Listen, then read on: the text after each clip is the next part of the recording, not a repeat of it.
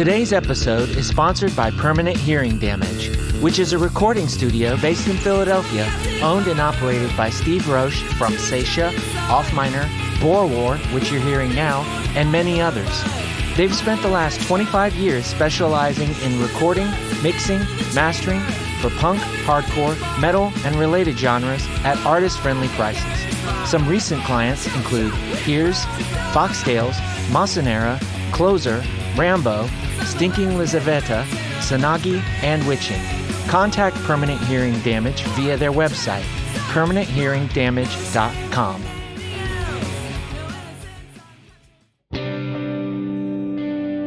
Hello, and welcome to Everything Remade, a podcast that I hope is about growth as much as it is about music.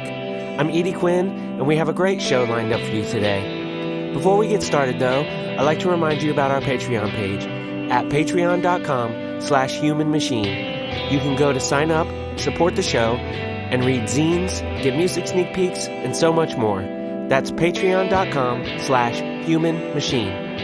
And now, I'd like to play something for you. You're hearing Power Chord Career Criminal by Unseemlier, featuring my new pal, Mike Assatly, on guitar and vocals. The song here is the first taste of an upcoming LP, which you can hear this summer. Crack open my fucking skull, expose my brain to direct sunshine. I've been feeling down for quite a long time. I think if I buy a new guitar or shave my fucking head, that things will change, that I won't feel so dead. Putting stock in the lesson meanings of life, the scent of betrayal only a dog could catch. I'm reaching down to my skeleton to find meaning in this fucking life, because I'm relying on when the Damn It video for Blink-182 came out in right before Dude Ranch came out.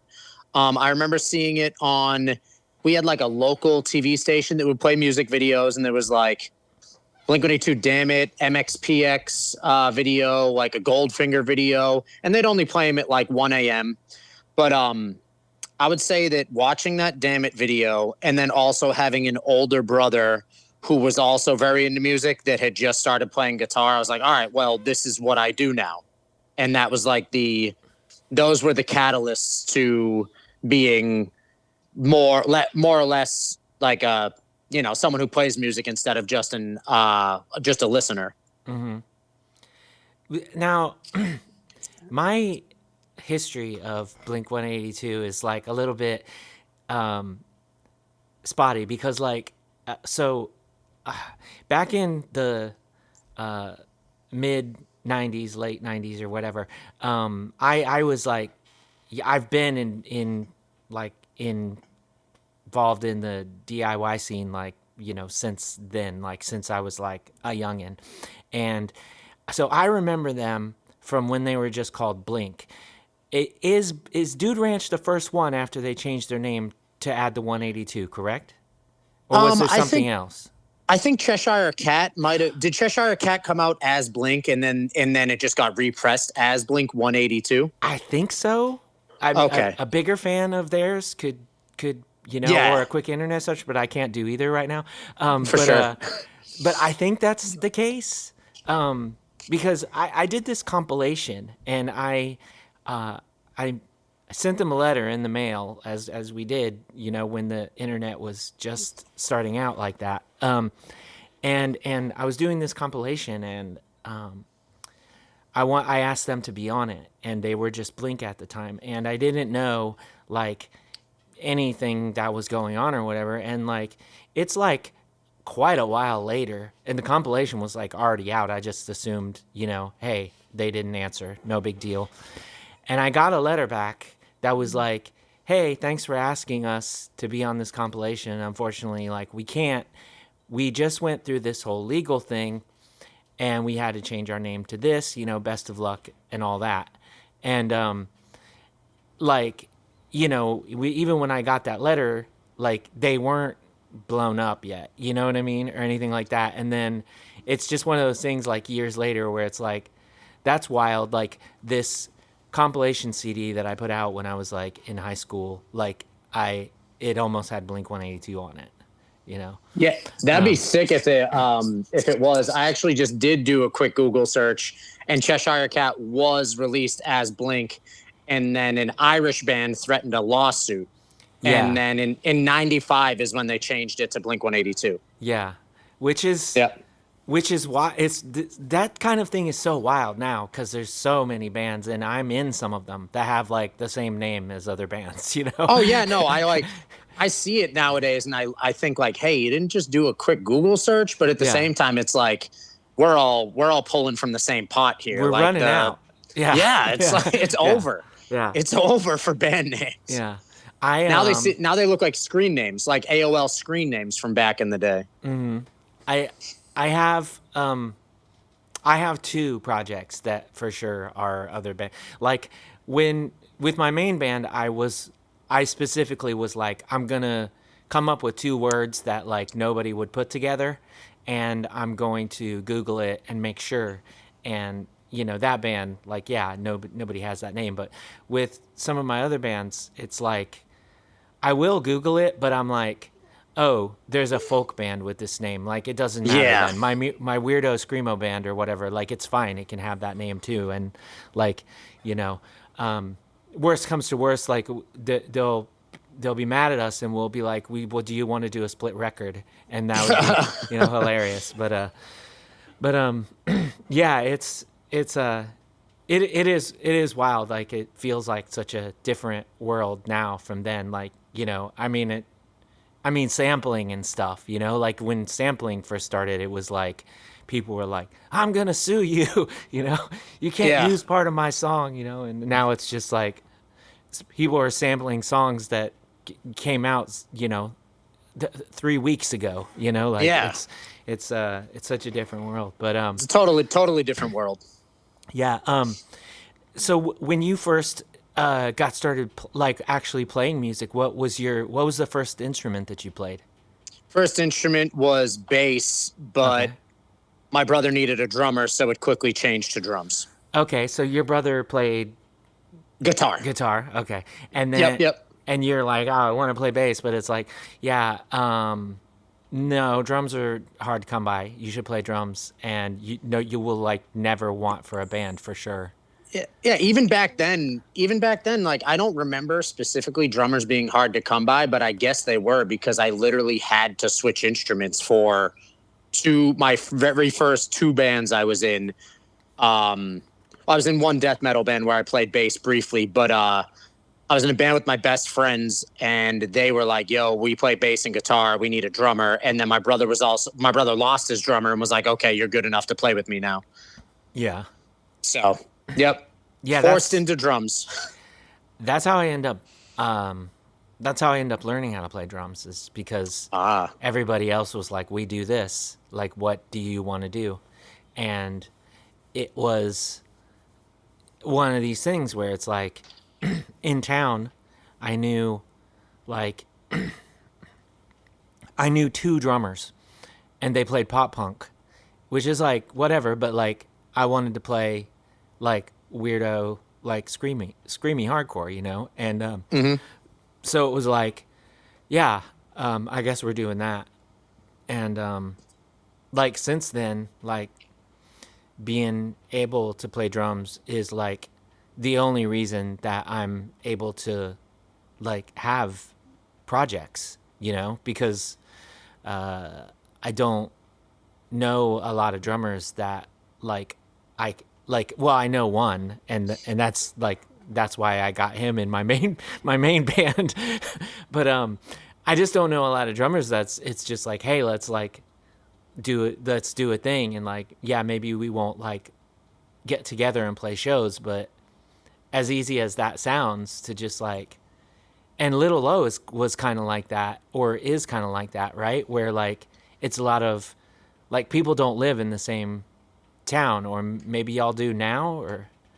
So me and Christine moved to the West Coast together and started Little Low on the West Coast, and that was like a full band West Coast version. But you know, a couple years later, when we moved back east, we were like, hey, is this, we're going to do the band out east. Is that cool? And they were like, yeah, totally. So we have a full band on the East Coast now instead. Oh, okay. Um, yeah. So like we had a West Coast lineup. And then when we moved back to Boston, we have a solidified East Coast lineup. Oh, okay. I see. Yeah. I Yeah. was thinking that for some reason that like, it was like one of these situations where it was just like, oh, a couple of people still live out there, and a couple, but like, basically, you two, the core of the band, were like, is it cool if we just like keep this going? And everybody was just like, yeah, go for it. Yeah. We Yeah. we just had, we had to talk about it. And because we were about to go into the studio, but I mean, long story short, we were out there for my job, and my job had ended. So we were like, in the middle of like, what are we gonna do? Blah blah blah blah blah. We don't want you guys to pay for some studio recording, and then we'll be on the East Coast, and we'll end up just doing nothing with it. Like, do you care if we like do the band on the East Coast? So Yeah. it was like, it was like a bittersweet thing where we we still wanted to do the band, and obviously we didn't really have like, we could have stayed in California technically, but all of our families are both on the East Coast. So, we were inevitably going back, and we figured, why not nip it in the bud instead of, dragging it out any longer. Yeah. So, Yeah. Yeah. so yeah. It's yeah, I mean, I know several bands right now that are sort of like doing this, like someone lives in, one state, and I mean, the drummer of my main band lives in Washington, and I live in Indiana, and Oh, it's like we do recordings like we try to have him fly out, and we'll do like our albums that way, but like we'll do recordings where like, I'll send him some stuff, he'll send me some stuff, we'll put the songs together, and then he'll like track the drums himself, and I'll track the drums, and we try to get together for shows that way. But like at the same time, if someone asks, like I got asked like, a few weeks ago to do a show like a few weeks from now, and I'm like really want to do it because it's like with some friends of mine that are on tour from Australia, and I'm like, I don't know, like, will I have the chance to meet these people and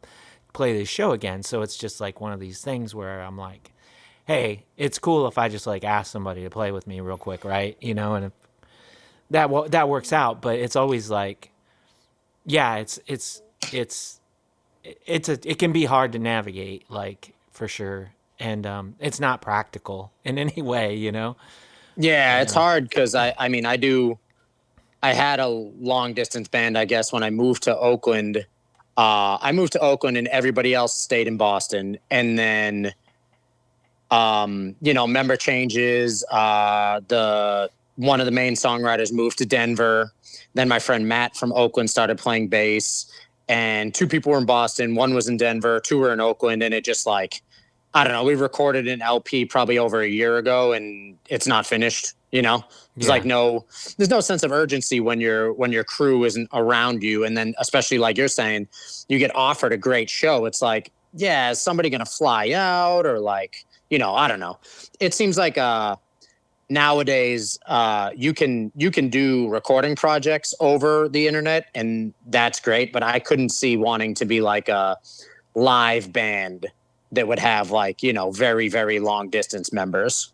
yeah, yeah. Yeah. It's hard. The closest thing that I've, you know, like I've had projects where like me and one other person recorded like the whole album, and then we did like a tour with like touring members, Yeah. and that worked like one time, and and then it's like, you know, we're like, we should do that again, and it's just like, it's hard, because Yeah. it's like we're lucky we got that one time, right? But I don't know.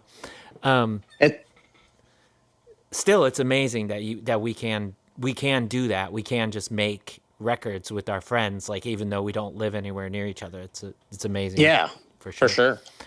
sure. So yeah, you like I said prior, like we like Christine and I chatted, and that was like before before Reasons to Grow had even come out. It was like shortly before that. And Yep. when you and I started texting each other, like I didn't even realize how long ago that was. I Oh was yeah. like, because I was just like, oh yeah, I just had Christine on, and I was like, just like that was 3 years ago.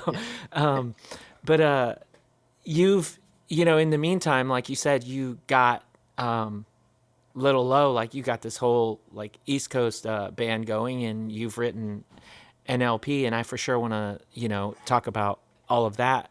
But you also sent me the Bandcamp to the Unseemlier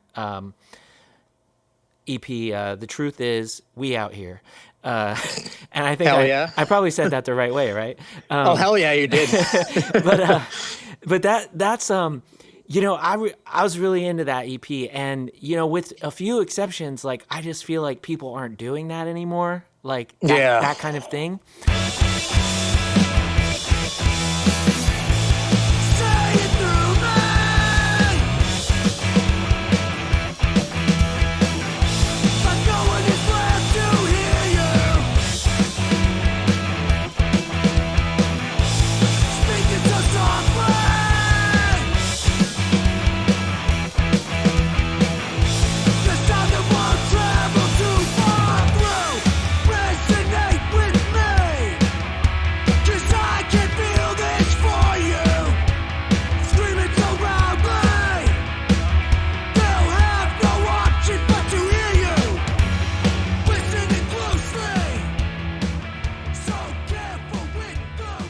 When you started that, like, and I'm assuming this is like pretty much the same time as you're getting like Little Low together and stuff.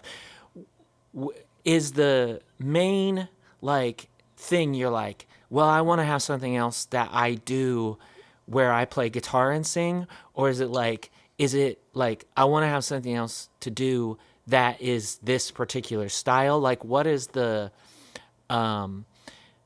main driver for like getting the other band going? Like, is it that you want to play a different instrument, that you want to experiment with this different sound? Is it like a combination of those things? I feel like it's like a big cluster of all of that. Like generally, it had been upwards of, I don't know, probably like 10 years since I had been the main songwriter in a project. Like for that long distance band I mentioned, Spirits, I only wrote lyrics. For a band I was in briefly in California, I wrote other instruments that weren't drums, but I was the drummer. And I just hadn't really like come up with anything in particular that was like me, like full throttle, just me, sitting down with an instrument and being like, this is what I would like to do. And some of the riffs that ended up on the Unseemlier EP and some of the ones that will come out on the LP have been in my vision for over 10 years now. Like I've been playing different versions, and like, when you just pick up a guitar and you play a certain thing, it's like some of those things I was finally like, all right, you need to do this now because it's not gonna happen. If you don't buck up and get it done, then you're just going to be playing that same riff on guitar and not actually creating anything with it. Mm-hmm. Yeah, absolutely. And yeah, that's kind of where I was going with like when I was talking about like how learning how to play drums like was such a boon to me creatively, because like I live in an area where I like do not know many people that play music, so like it was learning how to play drums is like the difference between like will anybody ever hear these songs or not, in Yeah. my case. But so I did have a question though, as far as like the name Unseemlier, is this supposed to be, is it like it's more unseemly than something, or what is the So what's the emphasis with the So with the Lear on the end of it, uh-huh everybody in the band makes fun of me that they think I made this word up, and maybe I did. I really don't know. But I was kind of being it like the act of being unpresentable or unseemly or whatever, like the actual action of being non-suitable for public consumption. Oh, okay. You know, Yeah. so like you're just in everyday life, I'm just acting unseemly, or like no one should have to deal with me. Oh, okay. You know, because like, I don't know, any other time I've ever heard it used, it was just like, that's unseemly. Uh-huh. And yeah, I figured it was just like, I don't know, I'm not good with English class anymore, but what is it, like turning it into an adverb, like an action thing, instead of it just being like, instead of it being like a past tense? a noun, instead of it being a noun, and it's just like what you would use. It's like, oh, it's the action of the noun. Okay. Like, sit and sitting. Like, you sit, I'm sitting. You know, like I have actually physically done it. Yeah, it's just the act of being not suitable for public consumption. Okay. That was my idea for it. Yeah. Like I had worked out like a better way to present that question, and I forgot how I was planning to word it earlier, but I was like, yeah, that was the gist of it, was like, is this supposed to be a comparison of things that are unseemly and one is more so than the other, or like what? But yeah, that makes total sense as well. Like, and going back to Google ability, it's a 1 out of 1. Exactly. For sure. So, yeah, that was the goal. That was the goal, was to be Googleable. Yeah, if you can, and you don't have to worry. Like, is this, is there going to be another band that has that name? Yeah. But now people struggle to say it sometimes. Yeah. I'm trying to think of. There's been a few that were like pretty consistent. Like Unseemlier, or I don't know. Not even like like switching the I and the E, I think, was one of them, where it was like unseem, or I don't know. Yeah, I forget. But someone hit me with it a couple times, and I was like, no, unseemlier. Yeah. But yeah, it's definitely weird to look at sometimes and be like, oh yeah, that's, again, sometimes I'm like, that's not a word, but nothing we do is conventional, really. Yeah, I mean, what's a word? Yeah, exactly. I was having this conversation with my wife the other day where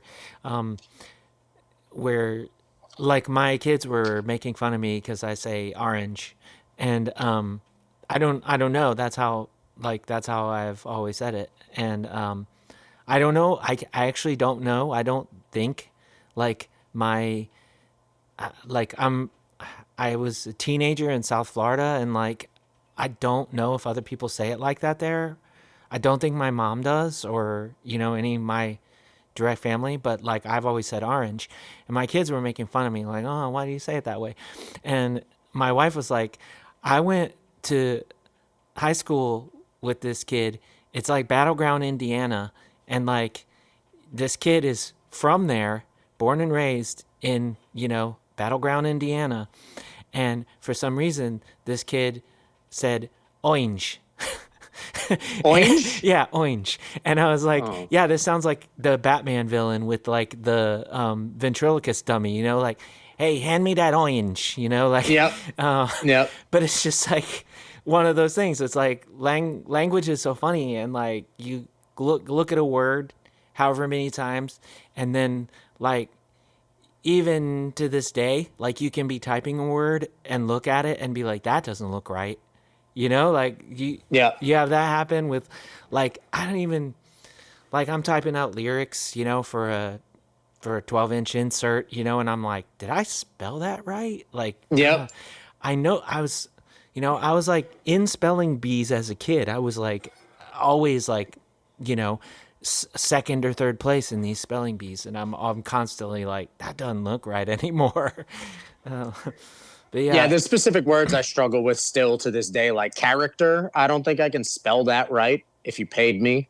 A few, there's like a few others where like I just visually I have to see it, or else it's like completely outside my grasp. Yeah, yeah. So how did Unseemlier come together as far as like, the folks that are in the band? Like, did you know them already and just it was just kind of reaching out or?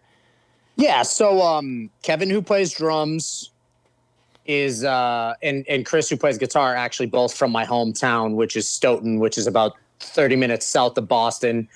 And Chris is about a year or two younger than me. But when I was in pop punk bands with my brother, he saw those pop punk bands, and then he started pop punk bands with some kids that were like in my grade, in his grade. And then Kevin was like, a couple, two or 3 years younger than that. But Kevin's been in a lot of my bands at this point, and he's the drummer. So obviously, very, very useful, very, very needed for me, because now I don't have to play drums in this band. But yeah, when I was moving back, I told him I'm coming back, and we were either going to do a metalcore band or this band. And so basically, right when I got back, like, started renting a practice space, built out the loft in it, and then we just went in there, and these were the riffs I brought. And we built off of that. And then after we recorded the EP, I asked my friend Andrea to play bass. And she's in another band called MK Naomi. And she's been, a few other bands, but we met like probably early pandemic days when I was living in Boston for a couple months in between Oakland and Boston. But yeah, it was just kind of, I had an idea, and me and Kevin and Pina were in a different band together. The long distance band, actually. They were the two people from Boston in the long distance band Spirits. Oh, okay. That I sang in. And by sang, I mean yelled. It was like melodic hardcore. But so we were in a different band together that was long distance, and I was like, guys, I'm finally moving home. Like, what do you want to do? And like, it was either, I call it fest punk. It was either fest punk or metalcore, like opposite of December, Poison the Well metalcore. Mm-hmm. Which we could still very well do. I have a whole EP of that written that never saw the light of day. But yeah, we just did that, and then we recorded. We probably put those songs together between like December and March, and then we recorded in a practice space that April. And like Andrea came to some of the recording sessions when I was doing vocals. But yeah, so we did it. I played bass and rhythm guitar on the first EP, mm-hmm. But we just did an LP that Andrea wrote all the bass for, and she sings in at least 4 of the songs, I think, at this point. So it's a little bit of a different dynamic on the new record. Yeah, that sounds cool though. Yeah. I was gonna say I've heard that style referred to as orgcore. That too. Yeah. And I actually saw a blog site called orgcore.org that I'm obviously going to send the LP to, and hopefully they'll review it. Yeah, check it out. Yeah, orgcore, I guess. Is the LP done? So yeah, LP is mixed and mastered, and we have approved the art for the center label, and we're just waiting to approve the art for the jacket. And then we'll get a quote from the plant, and I'm hoping for late June, early July, but you know how the world works. Yeah, for sure. Yeah, I have. I pressed a record. Now I'm like having a hard time remembering. Like, did that come out like late 2023 or did it come? I believe it came out late 2023. But that was the first time I had pressed a record in a while. I pressed it at a place in Philly that I'd never used before. And it was fine as far as times go. Like it wasn't like, it wasn't like, some places were like talking about a year and a half, Mm-hmm. And now I'm like, I have a project, like one of our LPs is in production. I'm not the head of that, so I don't know how long that one is supposed to take. And then, like, I have another one that I'm doing soon where I am the head of it, but not necessarily the bank account for it. So, which is, I mean, that works for me, right? Yep. But so I get to that's been the first, time in a minute that I've, been a part of that cycle again. Yeah. And I'm like, it's gonna be fine, but I'm just like, but in my case, it's for a record that's already been released, so I don't have to do, Ah. like, I don't have to do the whole like, when can we drop the music? When can we drop the pre-orders? I can Yeah. literally just like get the tests, wait a couple weeks, drop the pre-orders, then have the records in 2 weeks after that or whatever. So, Yeah. Yeah. but yeah, it's oh gosh, it's so different. Like, I already outed myself as being real old, like putting out records in the 90s and stuff. And Yeah. my first 7-inch that I ever released, I was in high school. And like, we literally got the whole thing done, like, in like less than a month. Like, Yeah. just like sent it, got the tests, got the like whole thing from like me shipping actual physical, ADATs or whatever, like to having the records delivered to my bedroom at my mom's house, Yeah. within 1 month. And now it's like, it's so bonkers. It's such a different world.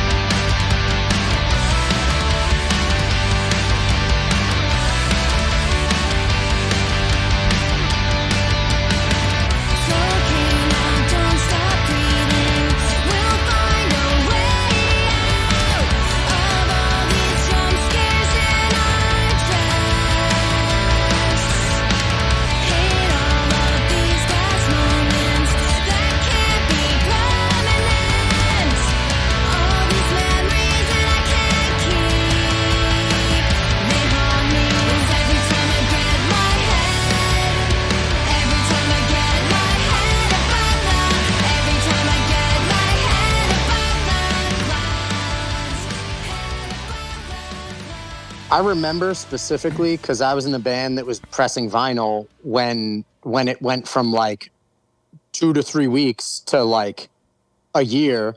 It was probably around 2011 or 2012, and some asshole bought the rights to the Beatles discography and Oh, was God. repressing all of it, and it just clogged up everything. And then you hear the stories. It's like, oh, Taylor Swift, blah blah blah blah blah, like, and it's just like creating all of these issues.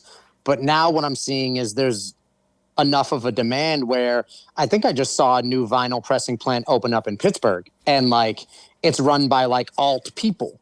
So now we're actually taking the reins into our own hands again because it's popular enough where someone has remade this equipment, or it's become available enough where we can actually just, do it ourselves again. So, Big Plant A is a 3-year wait time, but Jim and Jeff, who run fucking punk rock records in Pittsburgh, could only accept, 7 inches or 12 inches from bands that they love and give them a good turnaround and a good price, as opposed to being gouged by whatever's happening with like, corporate rock A section of the pressing plant. Yeah.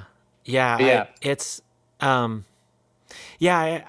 so from what I gather, it's a little bit of like people are, there are some places that have bought like old machinery and reworked it. And then there are like, there are new, like methods that use new machinery. And, I don't know, in either case, it's like, I haven't necessarily found a place that's one of the newer places that's like the record that we did at a new place, and it's in Philly, and they were great, and the records turned out great, but when it came to like per unit cost, it was bonkers. Like they were super expensive. And it's like, okay, I get that because like this place is absolutely eating the cost of like tens of thousands of dollars worth of machinery that they just bought for like years, you know? So like, it's like, I get it. And I always would want to support some place like that over like the place that, you know, has a 1 year wait time because they're pressing 1 million copies of the Lord LP, you know, or, you know, it's like, I'd always want to, you know, do that. But, yeah, it's a real, weird and different world as far as that stuff goes for sure. I mean, you know, there's always places that are, you know, there's those places right now like Solid and stuff where they'll do it real fast, but it's like way more money, you know? And so, I mean, you know, it's cool that there's options now and it's not just like the 3 places anymore, you know? Yeah. For sure. That was a struggle back then for sure. Yeah, it was like, what are you gonna do? You got Erica, you got URP, and you know, like, you know, eventually there was Palomino, you know, Music Hall, but now it's like, yeah, you can Google vinyl record pressing, and you'll get a you know, a plethora of info. Just don't use Erica. Nobody ever that listens to this should ever use that plant. And see previous episodes for that, I guess. Just my nightmarish experiences, and see the episode I did with the band Mao, with Ben from Mao, because just like it's funny like when you talk to enough people and you're like, oh, you use this plant too, and you all had a nightmare experience, and you're like, how's that plant still open? I don't know. But anyway, I'm real excited to hear the LP. Like I said, I really enjoyed the 5 songs. I don't think there's a lot of bands that are really doing that kind of thing right now, or I just am not in that circle necessarily. There was a really cool band that I know of, that I heard of a couple years ago, and I listened to their LP just so strongly when it came out, and like I cannot remember that band's name now. Every time I try to think of their name, it's like the wrong combination of words, and I have to actually message my drummer and be like, hey, what was that cool band? But it was like their LP was like something about memory, I don't know, I had to like something about memory. Yeah, it was something in regards to memory, and like, yeah, I don't like I have to message Jason after this because I want to listen to that LP now. But like, do you find that playing out and stuff? Do you find that there are more bands than this than I'm thinking of, or like, are you just like plugged into a different part of the music interweb where like you're aware of more bands like that, or is it genuinely that there just aren't that many bands doing that kind of stuff right now? I will say this, because I don't want to sound pompous like we're doing anything different than anyone else, but like the majority of shows we play, I feel like we would technically be the odd band out if you were to look at it like that. Sure. Or the amount of people that have been like, yo, like you remind me of this and no one does this. Like we have heard that quite a bit. And I mean, honestly, it's just because I'm trapped in my nostalgia years. I'm writing songs for people who loved Small Brown Bike in 2003, not people who love, I don't know, whatever's popular, Turnstile in 2024, you know? Mm-hmm. Not that those are even parallel bands, but they were the first like very popular, you know, underground-ish band that came to mind. Yeah. But yeah, it's just I'm trapped in some, you know, in my nostalgia years and like what I loved back then. And yeah, just I had these riffs that it's shit or get off the pot. Like, am I ever going to actually record these riffs, or am I just going to play them on the guitar I pick up from the corner of the room every once in a while?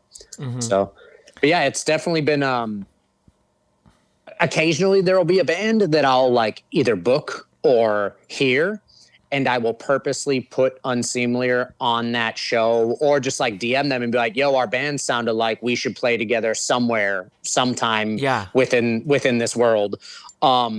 Just because it does seem a little rarer. But yeah, I mean, it's also hard to like, I've never been good at like, and I don't want this to sound negative, but I've never been good at like pigeonholing myself, where I'm like, when someone's like, oh, what kind of music do you play? Like when you cross the border, or someone from work, I'm like, oh, punk. And I stumble and they're like, what do you mean? I'm like, the Misfits, Yeah. Black Flag. And it's like nothing I currently play sounds like either of those bands. Yeah. But it does to like people that aren't ingratiated in the different subgenres, you know? Yeah, exactly. Like that's the weird thing is like, you're like, this couldn't be further from the thing, but to like the uninitiated or however you want to put it, like it sounds the same to them, which is funny. Like, yeah, very funny. Yeah. Nowadays, I'll defer to hot water music if I think the person even has a tiny inkling of alt in them. But like other than that, I don't know what I would say that anybody would like the Gaslight Anthem, but still know. Yeah. You know, it's weird to like throw yourself at names like that to, you know, I guess, you know, for fans of someone who has no clue what you do. Mm-hmm. But yeah, it's just it's definitely not something that I see a lot, but when I find it, bands that kind of even remotely sound like us, I'm like, oh yeah, this is great. And I feel like I've stumbled upon some pretty good ones kind of recently, but you know, it's just it gets you more amped too when you do find something that makes more sense. Yeah. But yeah, you know, it's definitely a little of what's not. There's not very many people playing that style right now, for sure. When I was in a band like that in like 1999, you know, ish, like to 2000, whatever.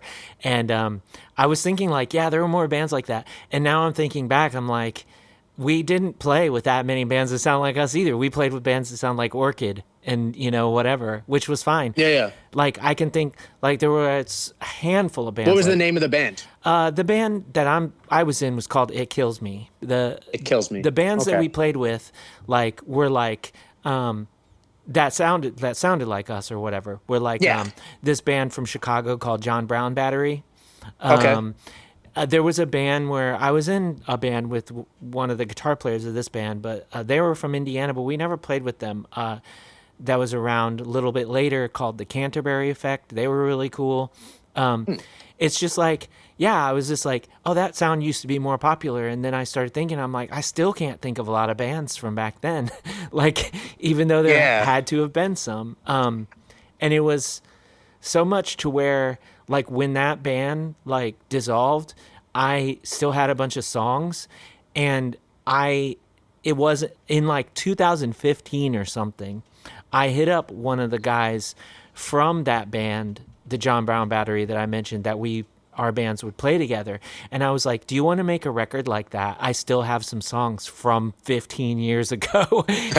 Nice. And I did. I wrote a few new songs and had those old songs, and we did them and released it as a project called Grave of Errors, which was, and like, yeah. And then when I hear like that band that I can't remember the name of, and then I hear bands like yours, and I'm like, I want to do that again. I want to make a record like that. And the truth is I have too many records to finish already, so I can't do that. But thanks for putting me on to y'all, because that hits the spot for sure. Nice. Yeah, and like I mentioned before, Little Low, the last EP came out in 2022, and then obviously we talked about how y'all moved back east, and we're getting like this new iteration of the band and everything together. So it makes total sense why like we're just getting the LP now. Were there other factors involved in like the break between the EP and the LP that's coming up, which is called Sunshine Guilt, correct?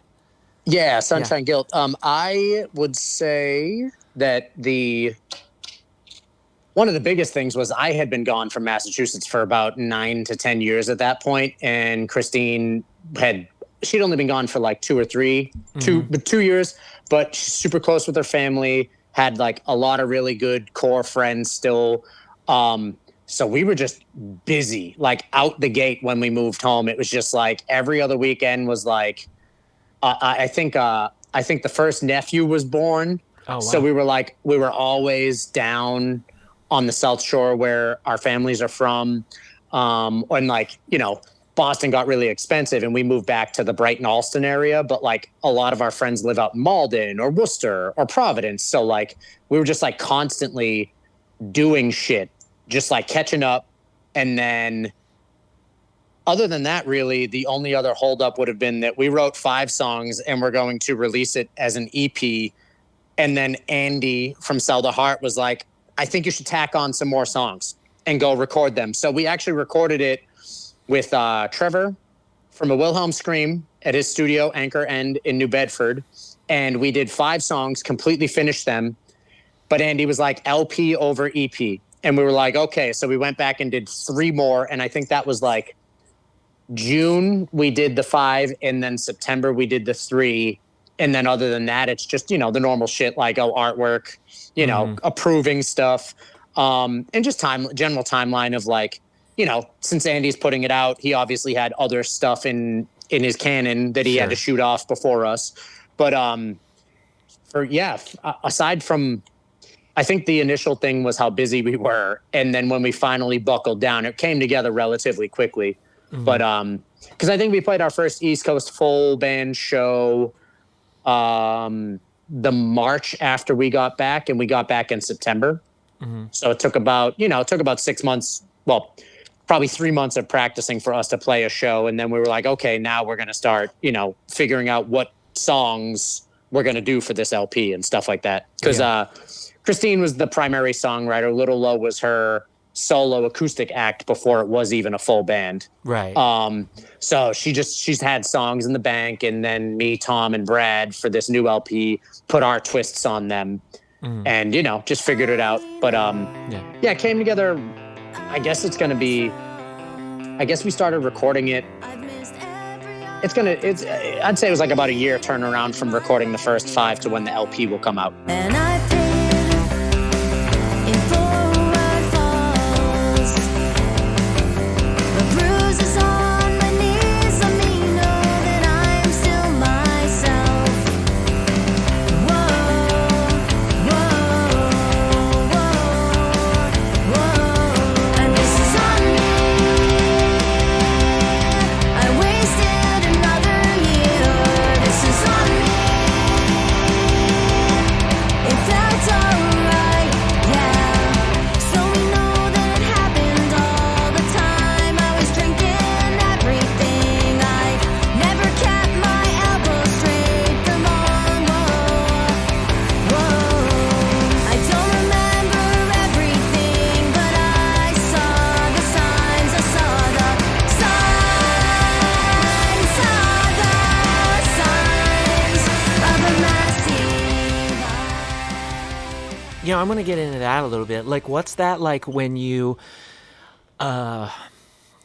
like, okay, these 5 songs, this is a great batch of songs. Maybe they even have a sort of a vibe or a theme to them or whatever. What's that like when it's like, hey, add more songs to this? And everybody's amicable and everything. Like, nobody's, having their arm, twisted or anything. But like, what's that like when you're like, oh, well, we kind of thought we were done on this general idea of what this recording was. Like, what's the thought process when you have to add to that, or when you have to like, embellish it a little, more songs, or just like, are you like, is it a conscious thing where you're like, let's keep the songs in this same kind of wheelhouse? Or is it just like when we write songs, they're all kind of, they all kind of go together well anyway? Or like, what's that like? So I'll say that it was relatively easy for this band specifically because these are all Christine songs. Okay. Because again, like she just had, she came out swinging with however many songs she's had on the back burner forever. So we would just like, go through the demos folder, and it obviously had fake drums on it, so I'd add my little flair here and there, and all the leads are Tom, and Brad does his thing, so like we all put our own little touches on it and stuff. But I think that Christine has like a style, and I think that most of the songs like flowed together either way. I think that we definitely switched up the order of them from what it probably would have been on the EP to the LP because of the songs we added. But yeah, like general flow of the record was the only thing that really changed, because I feel like they were all stylistically like roughly in the same wheelhouse. Yeah. Yeah, it's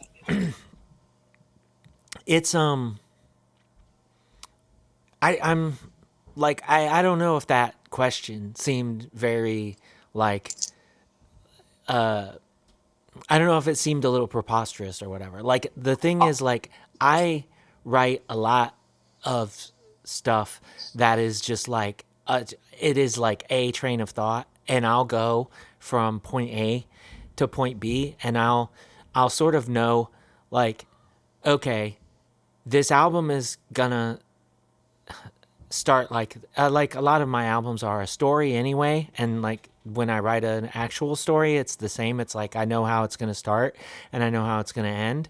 And so like to me, it's like if someone is like I will routinely get to the middle of an album or the 2/3 way or whatever, and I'll write another song because I'm like, oh wait, but I've never like finished something and then it being like, no, you got to do something else also. Like that would have been a weird, like a foreign, concept to me. And Yeah.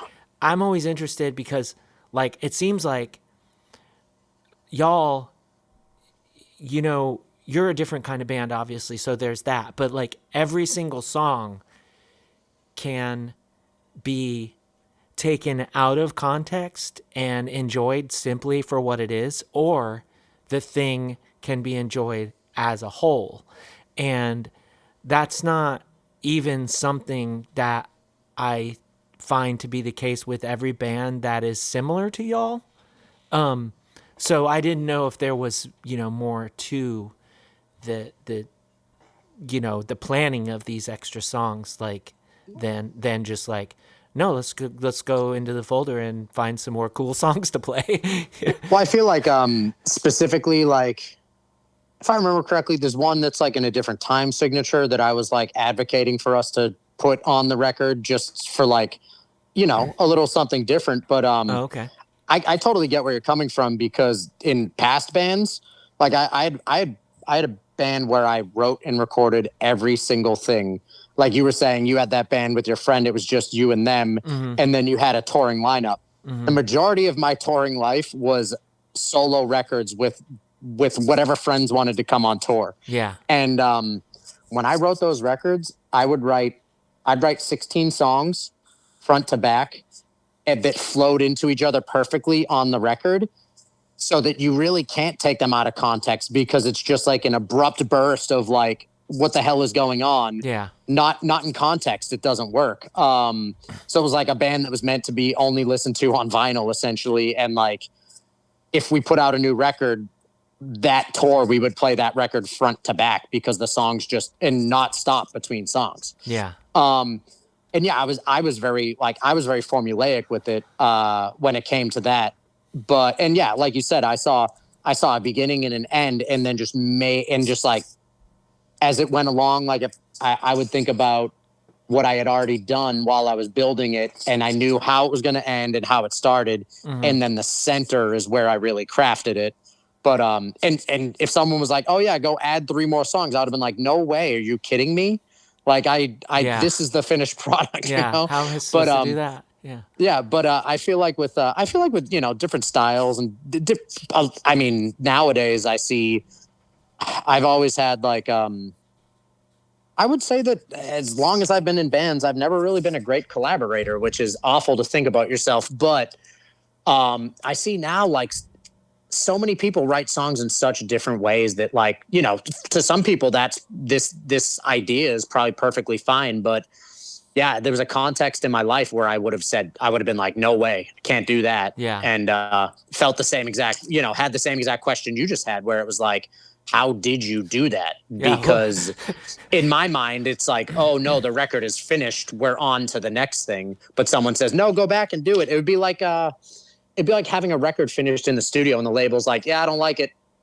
It's like, oh God, you know, like, yeah, very strange. But yeah, no, I totally get where you're coming from with that. It's yeah, and I feel like I've definitely been in the scenario where I would be like, nah. And then, I mean, same side of a different coin.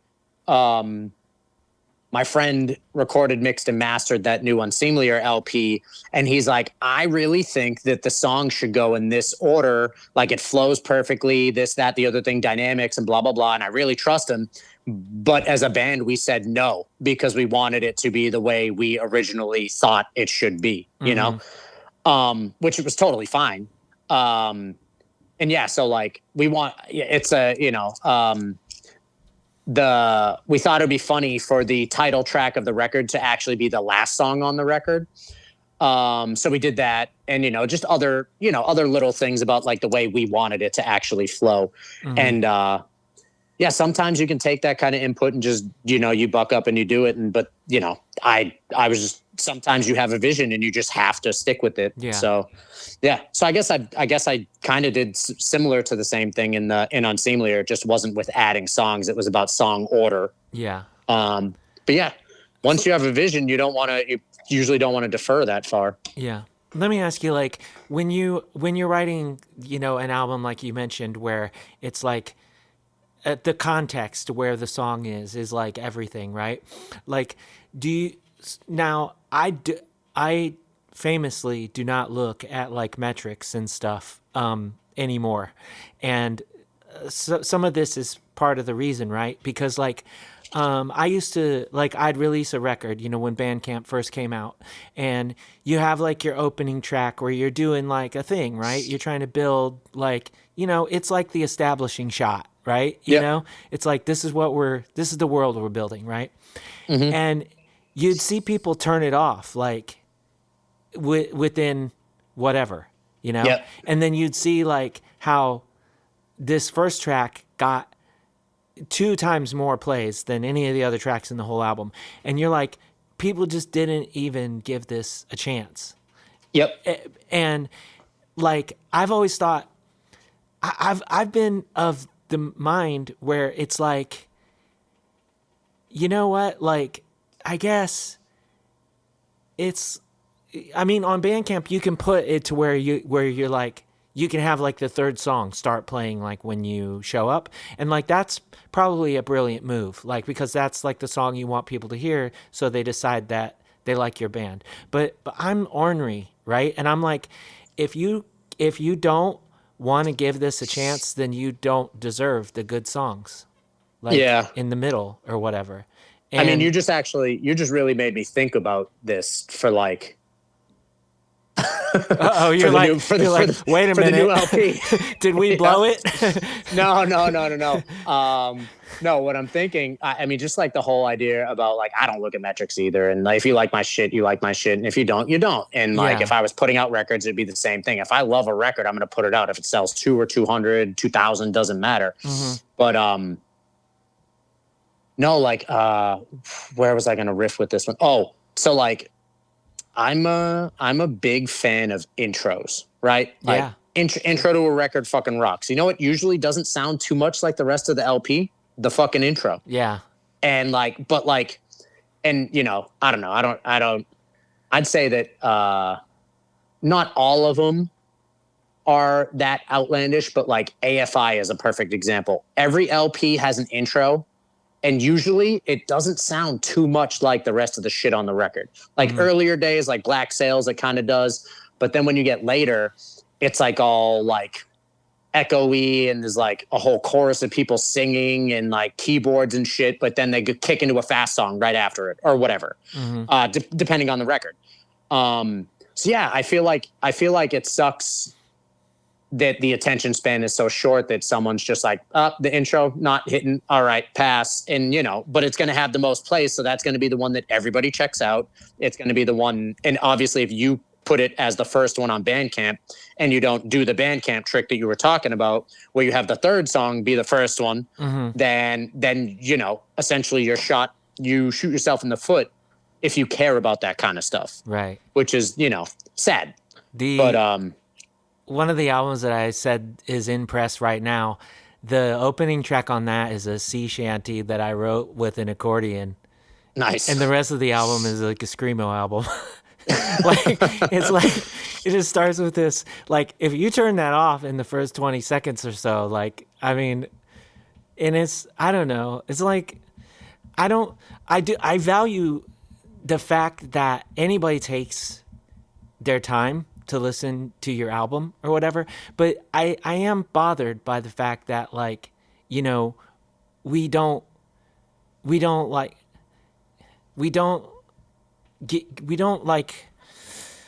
allow ourselves time with something, like, or some people don't allow themselves time with something to where it's like a band spent months working on these songs and then days or weeks recording these songs and then agonized over the artwork and the lyrics and all of this, and like, you can't give it 20 minutes. Like, like, it's like, once you're here, then just, take off your shoes for a minute and relax and give it a chance, Yeah. Like, thanks for coming. Like, absolutely. Like, I appreciate that nobody has to listen to your nonsense, even for like 5 minutes. But like, you're here. Just like, give it a shot, And yeah, it's, I don't know. That I could go down like 10 million rabbit holes. Like, I've been thinking so much about how like music has always like been free to an extent. Like, when it was on the radio, like, it's free. You just listen to the radio. But if you heard that song and you're like, God, I got to hear that fucking song like 9 million times right now, you had to go buy the album. And the album was in your hands in a physical sense. And that's the only way you could listen to the album when you wanted to listen to the album. Now, you can listen to anything you want anytime, at all times. And there's the relationship with music is so weird for so many people. And I don't know, I don't have a huge critique for that, or like, I don't propose any kind of solutions or anything. It's just it's like, I miss the idea that, like, as a whole, people are bonding with an album in a deep way, where it's like, I need to know the lyrics, I need to look at the artwork, I want to know what other bands these people were in, and stuff like that. I mean, to speak on that in particular, like, I'm sure that's how you found bands, because you're a little older than me, and that's how I found bands. It was a thank you list in the record. Other bands that recorded at the same studio. Just like, there was no compilations in particular. Like, you'd get one track from 30 bands, and then you have 30 new favorite bands for a while. But I remember specifically, like, the funniest thing that came to mind while you were speaking about all that stuff is that I remember specifically loving full records, because not records, but CDs, late 90s. Sure. I'd buy a CD and I would listen to it front to back all of the time. And then in my older years, I'm like, oh, I'm going to go relive this. And I don't recognize anything except the hit. Like, how did I love this record so much? And it must have just honestly been like the, like the actual, I bought this, I own it, and I can only listen to it when my CD player has batteries in it, or when I'm at home and I have an outlet. Like there was a thirst for it because it wasn't so accessible, and accessibility is essentially what ruined all of this. Like there's no, it's wonderful that everything's so accessible, but also it creates the generation that, like, if I read a band name enough to find their Bandcamp, I'm at least going to click around to 3 or 4 tracks before I say I don't like this. I might not give the whole record a thing if it's definitely not my thing. But if I type a band's name into a bar, I'm going to check out a couple tracks. There's no way 20 seconds into an intro, I'm like, nope, done with this, and then it's over. Yeah. It's I feel like attention spans are just so down that the LP is a hard sell nowadays. Yeah. This is something that's like, it says more about me as a person, and I'm not exactly sure what it says, but like, I'm so like, I was so put off, like I said, I don't look at that stuff anymore, but I was so put off by like that first number to second song, like ratio, that like, I don't even have to know these people, but if I go to a band's Bandcamp and I start playing on that first song, if I don't like it, I just turn the volume down, but I let it finish playing because I'm like, I don't want to contribute to that. Like if someone's looking and they're like, damn it. Like I don't, like, I'm just like, this isn't for me. I just turn the volume down, but like good for y'all, here's it, like, and whatnot. But it's a very positive, supportive thing to do, because it's just if someone does care about the metrics, not the person who put the music out there, but if someone like looked in the back end and was like, oh, this band has so many plays, I'm going to have them open for XYZ coming through the area, like sure. a promoter, a record label, like you just help them out, Yeah. It's, and I mean, like it's not bothering me, to just like, so yeah, just like a little, maybe it's just a little like, oh, cool. Like, X amount of people listen to this all the way through. Like, good, because you worked hard. But yeah, I'm really excited about both of those albums. What is the Unseemlier LP called? It's called I Have a Screw Loose Somewhere. Okay, and that's coming when? That'll be out. You said maybe no definite summer? date, but I'm hoping late June, early July, and that's also on Sell the Heart Records. Oh, okay. And then, Sunshine Guilt, May 9th. And the first single, Dark Beer Archives, is already out. It's awesome. Like, I saw there are a bunch of shows on the Bandcamp for Little Low coming up. Is that, like, part of sort of like is there going to be a tour to support the record? Or, is it just, like, lots of playing out, like, I saw some of them were before the record's coming, but then.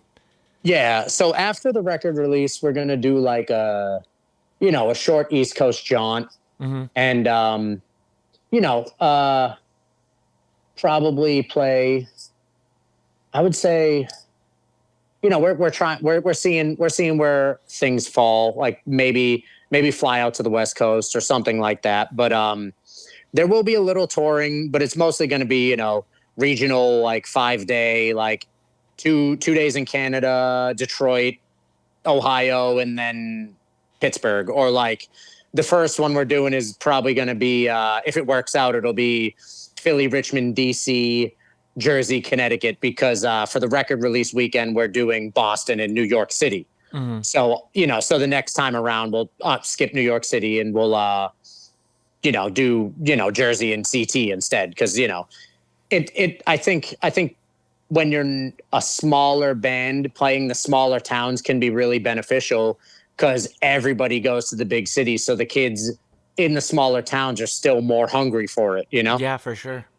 So we got a little touring with that, and I'm sure Unseemlier will do the same, where it's like, probably, honestly, probably shortly after the Little Low one, I'll probably do an Unseemlier 5-day East Coast thing. And, we've got our work cut out for us. We're definitely going to do as much as we can, but median age in the bands is, late 30s. So it becomes harder and harder to like be able to get that time away with just not even just job stuff, but like general life stuff, you know? Yeah, for sure. For sure. But yeah, we're going to get out there as much as possible. Yeah, that sounds awesome. Yeah, I know that, Little O has some shows already booked up for April. What are the shows coming up that you want to tell people about before we sort of like wrap it up? So the Little Low, April 16th, Little Low is playing in Worcester with our friends Strange Light from Oakland, Teardrops, which is members of There Were Wires. Oh, cool. And Doom Riders. And then, so that we have that April 16th. And then Unseemlier is actually playing that same tour package, but in Providence on the 18th. May 9th at Deep Cuts in Medford, Mass. is the Little Low record release, which is with our friends Cape Crush from New York City, Hedge from Worcester, and did I say Cape Crush from New York City? I meant Sadlands from New York City, okay. Our friends Cape Crush from Salem, and then Hedge from Worcester. And then the day after that, we're playing New York City with Sadlands. And that one has Make War, $500 and timeshares on it. So that's like, that'll be good. And then, yeah, other than that, I really don't know if we have anything else announced. Unseemlier has, we're playing the one bar in the area that's left in Alston, O'Brien's, on May 20th, which is with Teens in Trouble and Bat Boy on their way back down from Pooza Fest, which Little Low is actually also playing in Montreal on the 17th of May. And yeah, I think that's it for right now for stuff that's like fully 100% announced. But yeah, I mean, we'll be going down, both bands will be going down the East Coast at some point, and both records will be out May and, June, July-ish for Unseemlier. So yeah, we'll be busy. We definitely have busy year ahead of us, is what I'll say. And that was my conversation with Mike Assatly. Thank you so much, Mike, for taking the time to chat with me. And thanks so much for sharing those new tracks of Unseemlier and Little Low. I cannot wait for those LPs. Thanks to all of y'all for listening wherever you are as well. Make sure you subscribe to the Middleman Records YouTube channel for updates on the show and more. Until next time, take care and do good things.